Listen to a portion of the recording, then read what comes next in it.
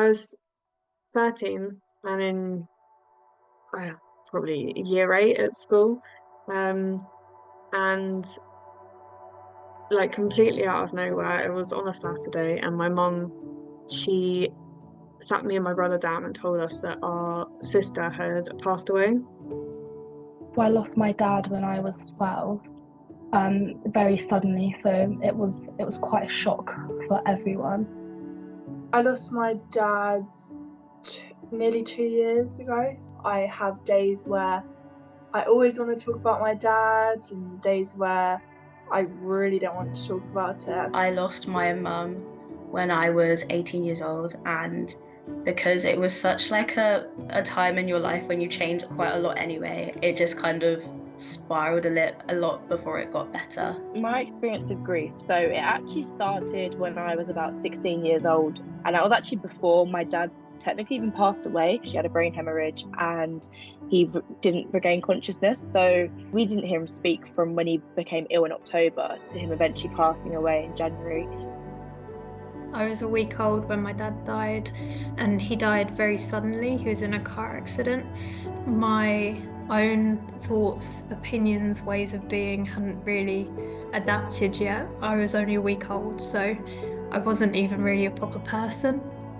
So for me, I wasn't really able to talk about it. It becomes really difficult to really understand what you're going through in life when you lose someone important to you, and that becomes more difficult as well. Even the teachers sort of did shy away from it at school as well, which was quite tricky. You've had this experience which completely segregates you from everyone else, and you feel like no one's going to understand you.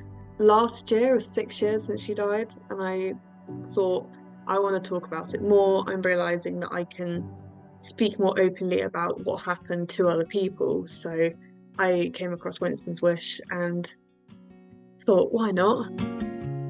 My role as a youth ambassador is basically starting the conversation, helping to branch out to other people and institutions such as schools. I've been involved in the youth forum, where we essentially get presented with materials and things to review.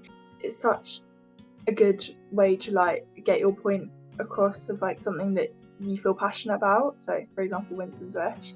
I did a part of the Instagram for University Mental Health Day, sharing my experience of grief at uni, and also taking part in the 5k run in June alongside the youth team. Recently I did the podcast, and that was really, really fun. One of like the ways I cope with like my grief is through humour, and that was like an episode that was based around that, and it was really, really good experience. The fact that I can work with a charity that has kind of goals and passions and dreams very close to mine, which is obviously making a safer space for young people to speak up and have a better relationship with their grief, I think is just very wholesome. You can be as involved or as not involved as you wish to be. There's no pressure. I would describe Winston's Wish as like a community, almost like a family. Coming into a community where people are all just okay about speaking about it is good for me, because I just feel myself, really. It can help you to realise that actually the world's not as much of a lonely place as you once thought it was.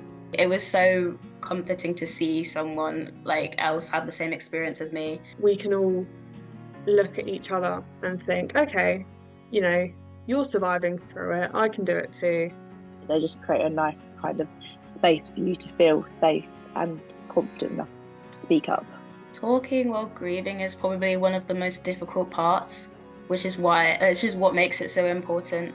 Young people need to realise it's okay to talk about grief, and they're not alone. Young people having a voice, especially through Winston's Wish, is important because you have so many things that are made for us but not by us.